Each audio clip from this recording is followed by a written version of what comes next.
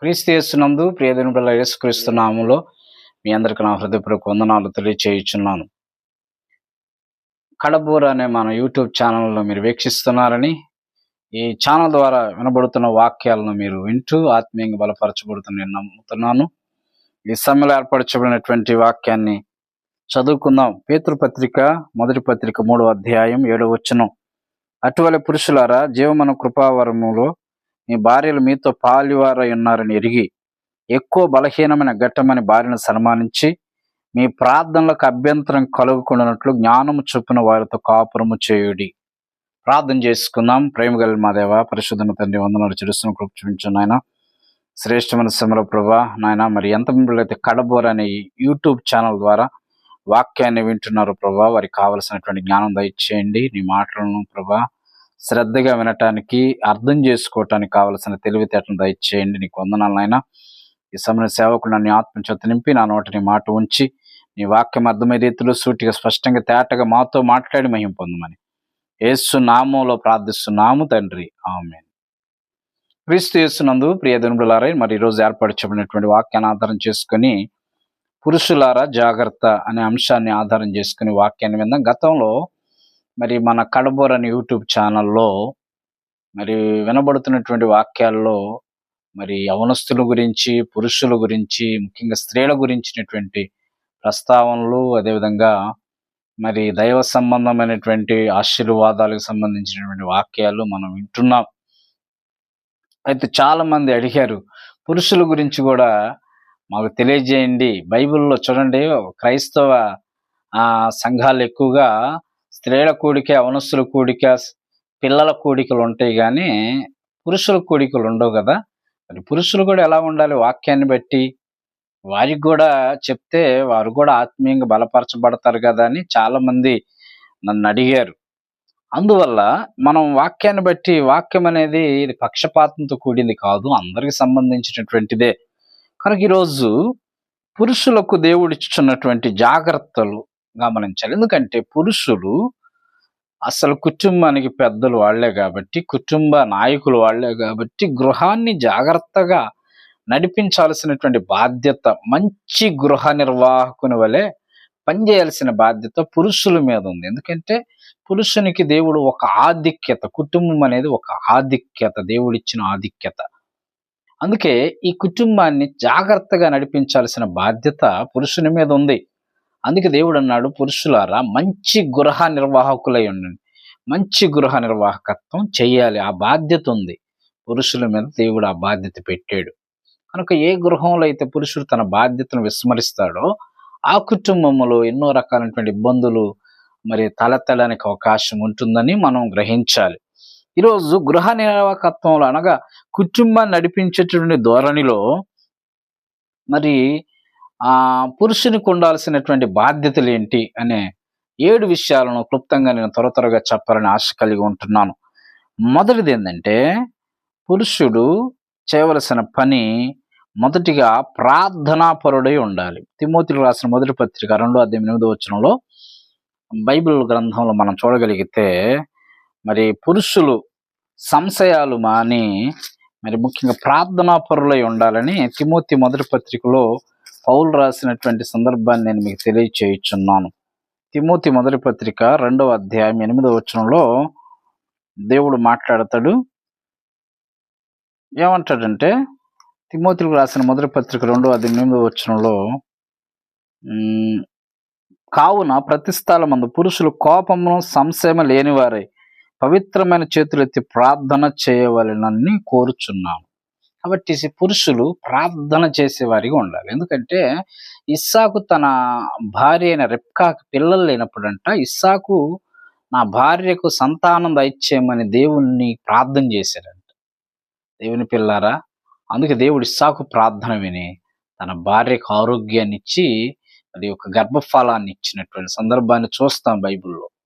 కాబట్టి ఈరోజు పురుషులారా, మీరు ప్రార్థనా పరులైతే మీ కుటుంబంలో ఉన్న వారందరూ ప్రార్థనలో పరులు అవుతారు. అందుకే ప్రార్థనా జీవితాన్ని పురుషుడు ప్రారంభించాలి. చాలా మంది పురుషులు దైవ భయం లేకుండా ఇష్టానుసారంగా, లోకానుసారంగా, మరి కుటుంబ బాధ్యతలు ఎరగక లోకానుసారంగా జీవించినటువంటి పురుషులు ఎంతో మంది ఉన్నారు. దేవుడు అడుగుతున్నాడు గృహ నిర్వాహకత్వం. అంటే ఒక యజమానుడు అంటే దూర ప్రాంతానికి వెళ్ళి ఆ ఇంటిని అతనికి అప్పగిస్తే అతనేం చేయాలి? ఆ గృహ నిర్వాహకత్వం జాగ్రత్త వహించకుండా తన దాసులను కొట్టి మరి వాళ్ళ మీద ఆధిపత్యం చేస్తే, మరి యజమానుడు వచ్చినప్పుడు వాళ్ళ ఇంటి ఆ గృహ నిర్వాహకుడిని ఏం చేస్తాడు అని బైబిల్ యేసుక్రీస్తు ఎన్నోసార్లు చెప్పాడు. కాబట్టి మంచి గృహ నిర్వాహకత్వం చేయాలంటే పురుషుడు ప్రార్థనాపరుడై ఉండాలి. కనుక ప్రియమైనటువంటి దేవుని పిల్లలారా, ముఖ్యంగా ఈ వాక్యాన్ని వినేటటువంటి ఒకవేళ మీరు పురుషులైతే, నువ్వు ప్రార్థనాపరుడుగా ఉన్నావా? నువ్వు దైవభయంతో ఉంటే ఖచ్చితంగా నీ పిల్లలు, నీ భార్య దైవభయంతో ఉంటారు. వారు కూడా ప్రార్థనాపరులుగా ఉండడానికి అవకాశము ఉంటుంది అనే సత్యాన్ని నేను మీకు తెలియజేయుచున్నాను. కనుక రెండవదేందంటే, పురుషుడు చేయవలసిన రెండవ పని ఎఫెసీ పత్రిక 5:25 పురుషులు చేయాల్సిన రెండో పనేంటంటే, భార్యను ప్రేమించాలి. ఎఫెసీ పత్రిక 5:2 భార్యని ప్రేమించాల్సిన బాధ్యత పురుషుడి మీద ఉంది. ఎందుకంటే ఎఫెసీ పత్రిక 5:2 22 స్త్రీలారా, ఐదవ 5:25 చదువుదాం. 5:25 పురుషులారా, మీరును మీ భార్యలను ప్రేమించుడి. అటువలే క్రీస్తు కూడా సంఘమును ప్రేమించి, అది కళంకమైన ముడతైన నాటిది మరి ఏదైనా లేక పరిశుద్ధమైనదిగా నిర్దోషమైనదిగా మహిమగల సంఘంగా ఆయన తన ఎదుట దాన్ని నిలబెట్టుకొనవలెను. వాక్యముతో ఉదక స్నానం చేసి దాన్ని పవిత్రపరిచి పరిశుద్ధపరచుటకై దాని కొరకు తాను అప్పగించుకున్నాను. కనుక పురుషుడు తన భార్యను ప్రేమించాలి. ఎందుకంటే పురుషుడికి ప్రేమించడం రాదంట, స్త్రీకేమో భర్తను గౌరవించడం రాదంట. అందుకే దేవుడు అన్నాడు, స్త్రీలేమో భర్తను గౌరవించాలి, పురుషుడేమో భార్యను ప్రేమించాలి. కనుక భార్య అంటే మరి ఒక పురుషునిలో సగభాగం. అంటే ప్రక్కటెముకున్న దేవుడు పురుషునిగా చేశాడు, అందుకే స్త్రీనిగా చేశాడు. ఎందుకంటే పురుషునితో సమానమైనటువంటి విధంగా ఒక చేదుడు వాదుడుగా సహకారిగా ఉండాలని దేవుడు చేశాడు. అందుకే భార్యను ప్రేమించేవాడు తన్ను ప్రేమించుకుంటాడు. ఎందుకంటే తనలో భాగం కాబట్టి తనను తాను ప్రేమించుకోడు. తను ఎలాగైతే ప్రేమించుకుంటున్నాడో తన భార్యను కూడా అలాగే ప్రేమించాలి అనే సత్యాన్ని తన సొంత శరీరం వలె ఎఫెసీ పత్రిక 5:28 తన సొంత శరీరంలో తన భార్యను కూడా ప్రేమింప బద్ధుడై ఉన్నాడని బైబిల్లో మనం చూస్తాం. కనుక పురుషులారా, మీ భార్యలను ప్రేమించాలి. ఇక్కడ ప్రేమ అంటే కేవలం ఇట్ ఈజ్ నాట్ ఎమోషన్. అదొక ఎమోషన్ మాత్రమే కాదు, అది క్రియల ద్వారా చూపించేటటువంటి ఒక కార్యంగా మనం ప్రేమను అర్థం చేసుకోవాలి. మూడవది పేతురు రాసిన మొదటి పత్రిక 3:7 అంటాడు, ప్రార్థనకు అభ్యంతరం కలగకుండా జ్ఞానం చొప్పున కాపురం చేయాలి. ఎక్కువగా మరి ఈ వాక్యము స్త్రీలకే అనుకుంటాం మనకు, కానీ పురుషులకు కూడా పేతురు అంటాడు, మీ ప్రార్థనలకు అభ్యంతరం కలగకుండా ఉండాలంటే జ్ఞానం చొప్పున కాపురం చేయాలి. ఎలా జ్ఞానం అంటే, స్త్రీలు బలహీనమైన ఘట్టం, వాళ్ళు పాపంలో పడిపోవటానికి, వారు తప్పిపోవటానికి ఎక్కువ అవకాశం ఉంటుంది. కాబట్టి భార్యను కూడా జాగ్రత్తగా చూసుకుంటూ ఇటు ప్రార్థనలు కూడా అభ్యంతరం కలగకుండా జ్ఞానం చొప్పున కాపురము చెయ్యాలి. అందుకే కాపురం నడవాలంటే ముఖ్యంగా మరి పురుషుడు యొక్క బాధ్యత ఎంతో ఎక్కువగా ఉంది. కొంతమంది పురుషులు స్త్రీల మీద వదిలేస్తారు, కొంతమంది పిల్లల మీద వదిలేస్తారు, కొంతమంది వారే ముఖ్యమైనటువంటి వ్యక్తులుగా ఉండి తమ బాధ్యతలు గుర్తెరిగి కుటుంబాన్ని నడిపిస్తారు. దేవుని పిల్లారా, జ్ఞానం కావాలి. కుటుంబం నడిపించబడాలంటే జ్ఞానం కావాలి. అందుకే ఆ జ్ఞానం ఇచ్చేవాడు దేవుడు. అందుకే దైవ భయం ఉంటే, దైవ ప్రార్థనలో ఉంటే ఖచ్చితంగా దేవుడు కుటుంబాన్ని నడిపించే జ్ఞానం దేవుడు ఇస్తాడు. కనుక జ్ఞానం చొప్పున అంటే ఇటు పిల్లలకి ఏం చెప్పాలి, భార్యకి ఏం చెప్పాలి, ఏ విధంగా వారిని నడిపించాలి, ఏ విధంగా వారిని పురికొల్పాలి. అవునా? కుటుంబ బాధ్యతలు అనేది పురుషుడు ముఖ్యంగా తన పెళ్ళైన దగ్గర నుండే ఈ బాధ్యతలు ఎక్కువగా అనుభవిస్తారు. తర్వాత అంతకుముందు జీవితం వేరు, పెళ్ళైన తర్వాత జీవితం వేరు, తర్వాత పిల్లలు పుట్టిన తర్వాత జీవితం కూడా వేరు అనే సత్యాన్ని మనం గ్రహించాలి. అందుకే పురుషునికి కుటుంబాన్ని నడిపించాల్సిన బాధ్యత, జ్ఞానం ఎంతో అవసరం. అందుకే కొన్నిసార్లు పురుషుడు మరి ఆ బాధ్యతల టెన్షన్లో, హడావుడిలో ఉంటున్నప్పుడు మరి రకరకాలుగా కుటుంబం మీద, మరి పిల్లల మీద ఆ కోపం కానీ, భార్య మీద ఆ కోపం కానీ చూపించడానికి అవకాశం. కనుక భార్య అర్థం చేసుకోవాలి. ఎందుకంటే కుటుంబ నాయకుడు, యజమానుడు కాబట్టి మరి అనేక రకాలైనటువంటి పరిస్థితుల్లో, టెన్షన్లో పురుషుడు ఉంటాడు కాబట్టి భార్య కూడా కుటుంబంలో రాగానే కంప్లైంట్ చెప్పకూడదు. వాళ్ళు అలా చేశారు, వీళ్ళు ఇలా చేశారని కంప్లైంట్ చెప్తే ఆ బాధలో, ఆ టెన్షన్లో ఆ పురుషుడు అంటే కుటుంబ యజమానుడు ఏం చేస్తాడో తెలియదు. ఆ కోపం భార్య మీద ఒక కోపం దెబ్బ కొట్టొచ్చు, పిల్లల్ని కొట్టొచ్చు, చెప్పలేం ఆ కోపం ఏ విధంగా మారో. కనుక కుటుంబం పురుషుడు ఏం కోరుకుంటాడు, బయటంతా కష్టపడి వచ్చిన ఇంటికి వచ్చిన తర్వాత కుటుంబం ఆహ్లాదకరమైన వాతావరణంలో ఉండాలి. మంచి అట్మాస్ఫియర్ క్రియేట్ చేయాల్సింది కేవలం స్త్రీనే. పురుషుడు కష్టపడే తత్వం కలిగి ఉంటాడు. ఎవరి బాధ్యతలు ఏంటో మరి వాళ్ళ బాధ్యతలు పురికొల్పి చేయించేవాడే గాని, మరి చెప్పేవాడే గాని చేయించాల్సిన బాధ్యత స్త్రీ మీద ఎక్కువగా ఉంది. కనుక గమనించండి. అందుకే పురుషుల బాధ్యత చాలా ఉన్నతమైనది అని దేవుడు మాట్లాడుతున్నాడు. కనుక మూడవది జ్ఞానం చొప్పున మరి కుటుంబాన్ని జాగ్రత్తగా నడిపించాల్సిన బాధ్యత పురుషుని మీద కూడా ఉంది.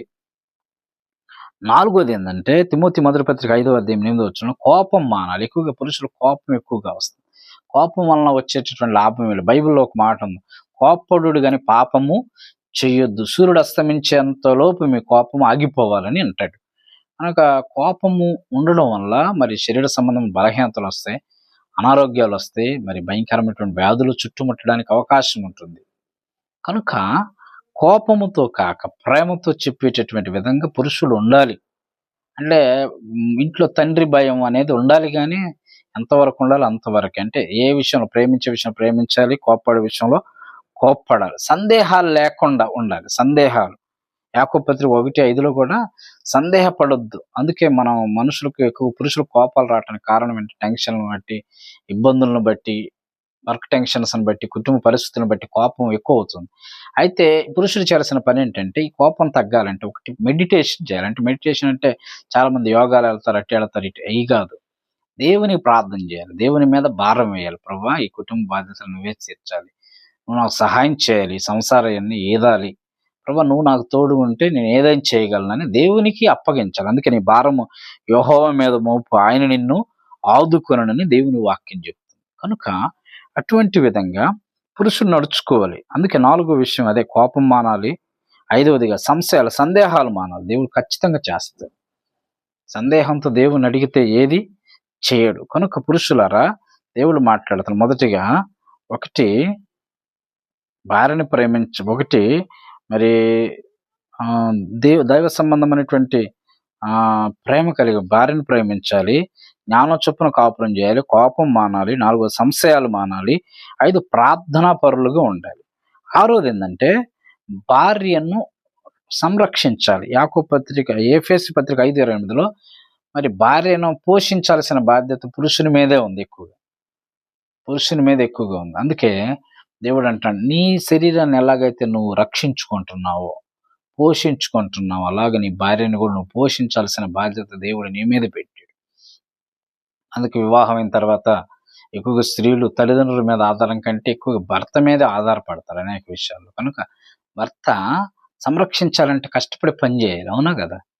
చాలా మంది భర్తలు ఈ రోజుల్లో మరి చాలా మంది ఎలా ఉన్నారంటే మరి సోమరితనానికి అలవాటు పడేవి. అంటే ఎక్కువగా ఒంట్లో ఓపిక ఉన్నా, శక్తి ఉన్నా చాలా మంది చేయలేని పరిస్థితుల్లో ఉంటారు.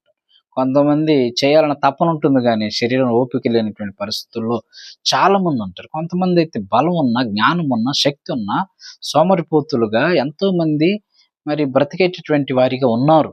దేవుని యొక్క వాక్యం చెప్తుంది, మరి బద్ధకము చేత ఇల్లు కురియునని బైబిల్లో. అంటే భార్య అంటుంది ఇల్లు కురుస్తుందా అంటే ఏదో ఒకటి పురుషుడు ఖచ్చితంగా చేయాలి. అలాగే మరి బద్ధకము చేత చాలా మంది పురుషులు ఎలా ఉన్నారు, బాధ్యతారాహిత్యంగా జీవించే వాళ్ళు ఉన్నారు. బద్ధకానికి అలవాటు పడి చెడు అలవాట్లకు, చెడు వ్యసనాలకు బానిసలైపోయి కుటుంబాన్ని సరిగా నడిపించలేని పరిస్థితుల్లో ఉన్నారు. అందుకే దేవుడు మాట్లాడుతున్నాడు, భార్యను రక్షించాలి, పోషించాలి ఆమెను. అదేవిధంగా పిల్లల్ని కూడా పోషించాలి.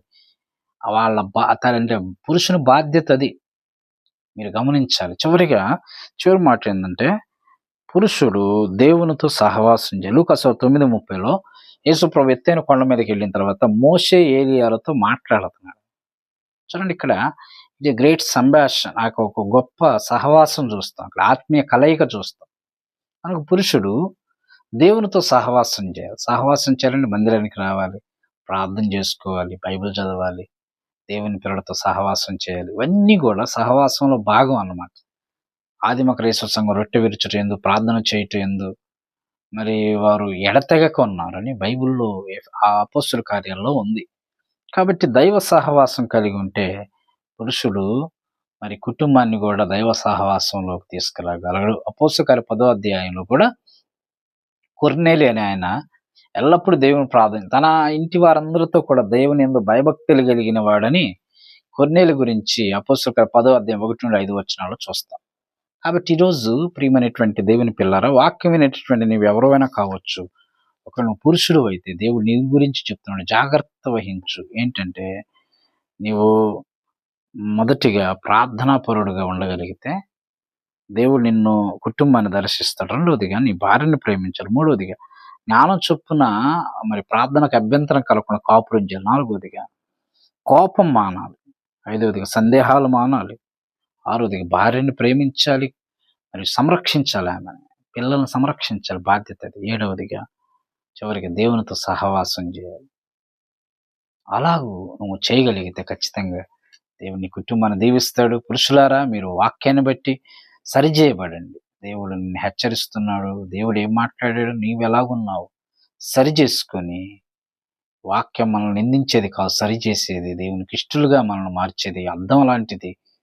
మన భౌతిక రూపం అద్దంలో కనపడినట్లు దేవుని వాక్యం మన అద్దంలో మన ఆత్మీయ జీవితాలు కనపడుతున్నప్పుడు సరిచేసుకొని సరిదిద్దుకుని దేవునికి ఇష్టలుగా జీవించాలని, మంచి గృహ నిర్వాహకులు పనిచేసే జ్ఞానం దేవుడు మీకు దయచేయాలని ప్రభు పేరట జ్ఞాపకం చేస్తూ ఈ మాటలు ముగిస్తున్నాను. దేవుడు తన పరిశుద్ధమైన మాటలు మన వినికిలో దీవించును గాక. ఆమె ప్రార్థన చేద్దాం. ప్రేమ గల మా దేవ పరిశుద్ధులను తండ్రి, వందనాలు చేసిన కృప చూపించండి ప్రభా. కడబోర్ అనే యూట్యూబ్ ఛానల్ ద్వారా ఎంతమంది అతని వాక్యాన్ని విన్నారో పురుషులారా, జాగ్రత్త అని చెప్పి తండ్రి మంచి గృహ నిర్వాహకత్వం చేయాలని ప్రభు 7 బాధ్యతల గురించి మాతో మాట్లాడినందుకు వందనాలు నాయన. తండ్రి దర్శించండి. ఎంతమంది అయితే నీ వాక్యాన్ని విన్నారో వారిని సరిచేయండి. ఒకవేళ వాక్యాన్ని విన్నటువంటి వారు పురుషులైతే తండ్రి, వారు ఎలాగున్నారు, వారి ఆత్మీయ జీవితాలు ఎలాగున్నాయో పరిశీలించుకుని కృప చూపించండి. ఒకవేళ నాయన విన్నవారు స్త్రీలైతే నాయన, వారు తమ భర్తలకు సహకారులుగా ఉండడానికి, తమ భర్తలను అర్థం చేసుకోవటానికి కావలసిన జ్ఞానం దయచేయండి. నీకు వందనాలు చెల్లిస్తూ వారి ఆత్మీయ జీవితాన్ని ఈ వాక్యాన్ని బట్టి సరిచేసి పురికొల్పి మీరు అక్కడ ఒకరికి ఆయత్తపరచు మహిమ పొందమని యేసు నామంలో ప్రార్థిస్తున్నాం తండ్రి. ఆమె తండ్రి కుమారుడు పరిశుద్ధాత్మను త్రియేక దేవుని సదాకాలం దేవుని సన్నిధి తోడై ఉండి కాపాడును గాక. ఆమె ప్రభునందు ప్రియ దేవుని బిడ్డలారా, కడబోర్ అనే మన యూట్యూబ్ ఛానల్ మీరు వీక్షిస్తున్నారు కదా. ఈ వాక్యము మీకు ఆశీర్వాదకరంగా ఉందని మరి నేను నమ్ముతున్నాను. మరి ఈ వాక్యం అనేకులు వినాలంటే మీరు షేర్ చేయాలి. వాక్యాన్ని మీరు వినటం మాత్రమే కాదు, అనేకులు షేర్ చేయటం ద్వారా వారు కూడా ఈ వాక్యాన్ని విని ఆత్మీయంగా వారు బలపరచబడటానికి, పురికొల్పడానికి అవకాశం ఉంటుంది. మనకి ఈ వాక్యాన్ని మీరు షేర్ చేయండి. కడబోర్ అనే మన యూట్యూబ్ ఛానల్ సబ్స్క్రైబ్ చేసుకోండి. ఈ వాక్యాన్ని మీరు లైక్ చేయండి. మీ ప్రార్థన అవసరతలు ఏమంటే కామెంట్ సెక్షన్లో మాకు తెలియజేయండి. దేవుడు మిమ్మల్ని దీవించి ఆశీర్వదించును గాక. ఆమేన్. అందరికీ వందనాలు.